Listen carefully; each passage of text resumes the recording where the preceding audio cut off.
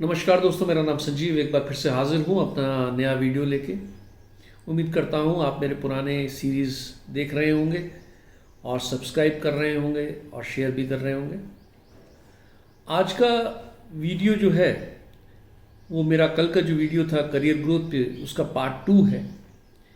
Career growth में मैंने discuss किया था कि कैसे प्रमोशंस के लिए आदमी को तैयार करना चाहिए अपने आप को, और आज मैं डिस्कस करूंगा कि प्रमोशन होने के बाद जो चैलेंजेस हैं उसको कैसे हैंडल करना है।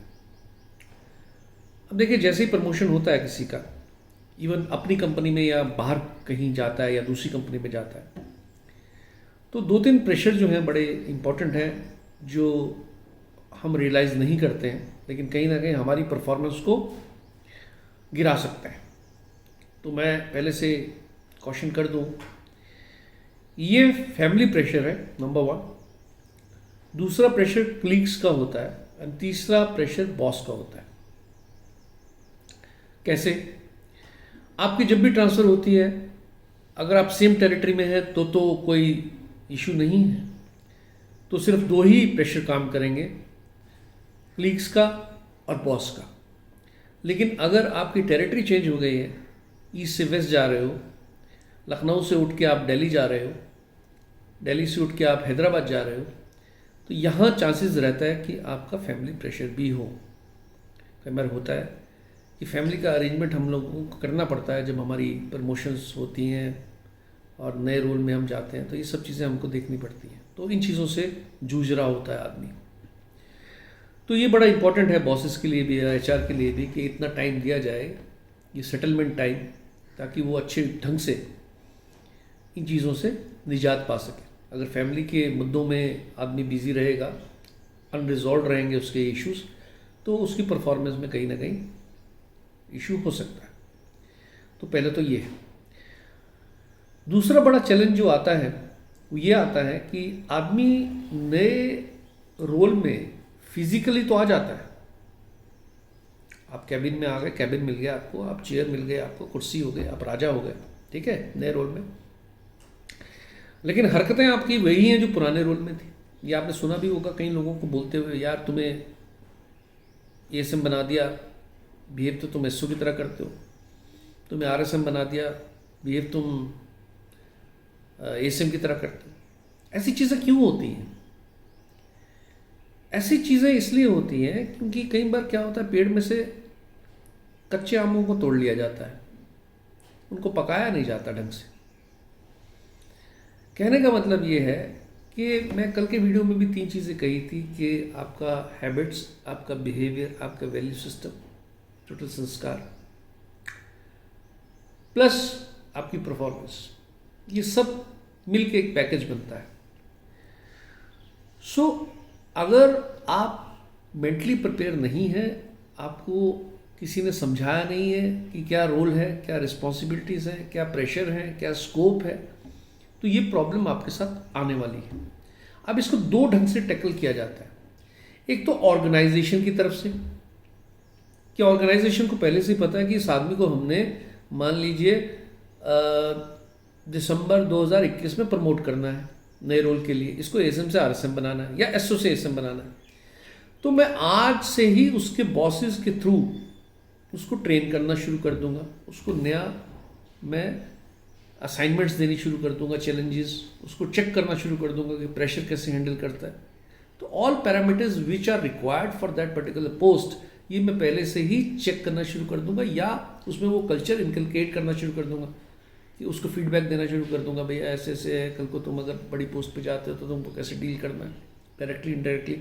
ऐसा ट्रेनिंग प्रोग्राम उसको डिज़ाइन करूँगा कि वो उस ट्रेनिंग में बैठे और उसको समझे कि नया रोल को कैसे हैंडल करना है। तो एक तो पहले ये इनिशिएटिव ऑर्गेनाइजेशन कर सकती है, अगर उसको पता है कि ये मेरे लिस्ट ऑफ कैंडिडेट्स हैं जिनको हमें प्रमोट करना है फ्यूचर में, राइट। अगर एचआर नहीं कर पा रहा या ऑर्गेनाइजेशन में ऐसी व्यवस्था नहीं है, तो बॉस को तो मालूम रहता है कि भाई मेरी रिक्वायरमेंट क्या है, या मेरे जो एएसएम्स हैं इनका ग्रोथ पाथ क्या है। तो वहाँ पे एएसएम जो है उसको, एएसएम एसओ को या आरएसएम एएसएम को कैसे पहले से ही ये चीज़ें आस्ते आस्ते उसके दिमाग में डालना शुरू कर देता है, और ये डेवलपमेंट उसकी होने लगती है जिसमें वो एक दूसरे को कॉम्प्लीमेंट करते हैं और डेवलप करते हैं टीम को कि भाई अगर कल को तुमको नया रोल दिया जाता है तो तुम्हारी क्या रिस्पॉन्सिबिलिटीज़, ये समझाना बॉस का भी काम है, राइट। अदरवाइज जो कैंडिडेट है जिसको प्रमोट किया गया, I will be taken by surprise, ये तो मैंने सोचा ही नहीं था यार। और बहुत सारे लोग होते हैं जो बोलते हैं, उनके दिमाग क्या काम कर रहा होता है, अरे अभी क्या सोचने की ज़रूरत है, अभी क्या सीरियस होने की ज़रूरत है, जब आएगा टाइम देख लेंगे, जब प्रमोशन होगी आरएसएम की तो देख लेंगे। अरे भाई तब स्पीड ऑफ एक्टिविटीज़ इतना तेज होता है, आपको टाइम ही नहीं मिलेगा सोचने का।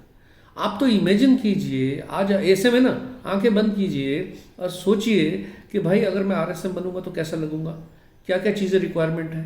अपने बॉस से या जो भी बेस्ट लोग हैं आपके ऑर्गेनाइजेशन में उनके साथ कंपैरिजन कीजिए, राइट। आपको कंपैरिजन हमेशा उन लोगों के साथ नहीं करना है जो निम्न स्तर के हैं क्वालिटी में, आपको कंपैरिजन करना है जो हाई स्टैंडर्ड सेट कर रहे हैं ऑर्गेनाइजेशन में। तो मैं ऐसे हूँ तो मैं तो यही हूँ कि भैया मैं कैसा लगूंगा, मेरी क्या रिक्वायरमेंट होगी, मुझे क्या चेंजेस लाने पड़ेंगे अपने बिहेवियर में। यार मुझे गुस्सा बड़ी जल्दी आ जाता है, यार मैं टीम प्लेयर नहीं हूँ, मैं प्रेशर नहीं झेल पाता।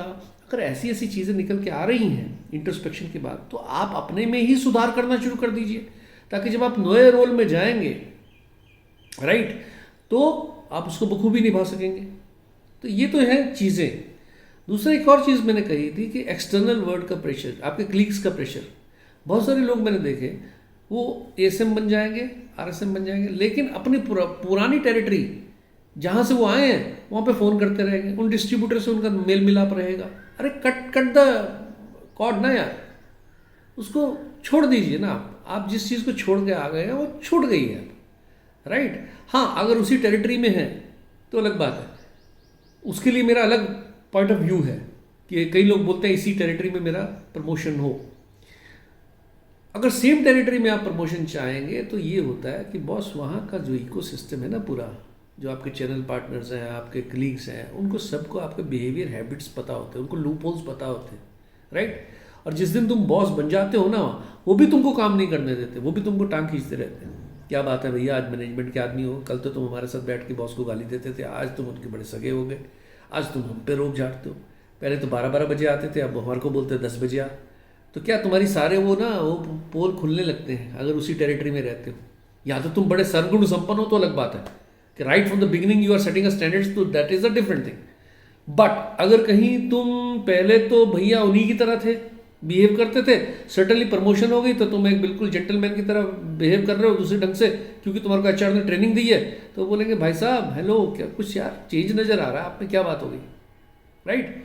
मैं ये कहता हूँ प्राइम मिनिस्टर मोदी हैं, उनके भी जब अपने अंतरंग फ्रेंड मिलते होंगे तो मोदी के बारे में तो 10 चीज़ें कह देते होंगे। तो कहने का मतलब है कि आप, मेरा मानना है टेरिटरी जरूर चेंज कीजिएगा। उस टेरिटरी में आपके लोग बाग आपको वो परफॉर्मेंस आपको देने नहीं देंगे जो आप देना चाहते हो, या कंट्रोल आप नहीं कर पाएंगे क्योंकि उनको सब लूप होल पता है आपको। चाहे थोड़ा ही चेंज कीजिए, जैसे एसओ लेवल पे है, साउथ दिल्ली में एसओ है, आप उसको सीनियर एसओ बनाना चाहते हैं, उसको नॉर्थ दिल्ली में डाल दीजिए, नया सेटअप दे दीजिए, नए चैलेंजेस दे दीजिए, नया एनवायरनमेंट दे दीजिए। Same is true with ASM, territory change कीजिए, आरएसएम रीजन चेंज कीजिए। तो ये होना बहुत ज़रूरी है, तभी आप नई चीज़ों को इम्प्लीमेंट कर पाएंगे, राइट। और दूसरा, जो रीजन चेंज होने के बाद भी कई लोग होते हैं वो पुरानी अपनी टेरिटरीज में फ़ोन करते रहते हैं, पुरानी टेरिटरीज में देखते रहते हैं, यार मैं था तो मैं 20% ग्रोथ लाता था, ग्रोथ गिर गई है। They are more worried about their old things, I don't know why, मतलब उसमें क्या रखा है, क्या मजा आ रहा है। और खासकर जहाँ से आपने करियर शुरू किया हो ना, जो पहली आपकी टेरिटरी, उसमें तो आप ज़रूर झांक के देखेंगे। ये होता भी है, एक रहता है, एक अभिलाषा रहती है कि वहाँ से हमने करियर शुरू किया था, वो कैसे परफॉर्म कर रहे हैं, ठीक है। एनीवे वो कोई ज़्यादा बड़ी बात नहीं है, लेकिन ये है कि बात ये बड़ी है कि आप अपना नए रोल को समझें, रिस्पॉन्सिबिलिटीज़ क्या हैं, किस प्रकार के प्रेशर हैं, किस प्रकार का वहाँ पे आपको कैरी करना है अपने आप को। वो जो पोस्ट है उसको दिमाग में सोचिए, वो जो चेयर कुर्सी पड़ी है, वो जो कैबिन है, उसमें कैसा आदमी सुसज्जित लगेगा, उसका कैसा बिहेवियर होना चाहिए, ये इमेजिन कीजिए। तो वो जो पिक्चर बन के आएगी, आई थिंक वही आपकी ट्रू पिक्चर होगी, राइट। और उसमें कहीं सेक्रीफाइस, कहीं टेम्पटेशन आपको छोड़नी पड़ेगी, राइट। जैसे कहते हैं ना, हमारे दोस्त कहते थे ना, पहले तो यार हमारे साथ रहते थे, खाते पीते थे, सब करते थे। अब शादी हुई तो 5 बजे घर चले जाते हो, भाभी के प्रेशर में आ गए। तो ये जो चीज़ें हैं ना, ये छोड़नी पड़ेगी। आपको देखना पड़ेगा कि मुझे करना है क्या। अगर ग्रोथ है या तो भाई साहब कई बार पुराने फ्रेंड्स भी छोड़ने पड़ते हैं, कलीग्स भी छोड़ने पड़ते हैं। कौन से कलीग्स? जिनका कोई वैल्यूडेशन नहीं है। ऐसे ग्रुप्स में से भी बाहर आना पड़ता है। बहुत सारी चीज़ें करनी पड़ती हैं आपको, राइट? अगर अपने आप को लेना है तो rub your shoulder with the big people, जो तुम्हारे लेवल के हैं, जो तुम्हारी बात समझते हैं, जो वैल्यूडेशन करते हैं। और कहीं ना कहीं वीडिंग आउट करना पड़ेगा उन फ्रेंड्स को जो आपको हमेशा नीचे खींचते रहते हैं। सो आई होप कि कुछ चीज़ें आपको क्लैरिफाई हुई होंगी। एंड मैं ऐसे ऐसे वीडियोस और पोस्ट करता रहूँगा। Thank you very much. Have a good day.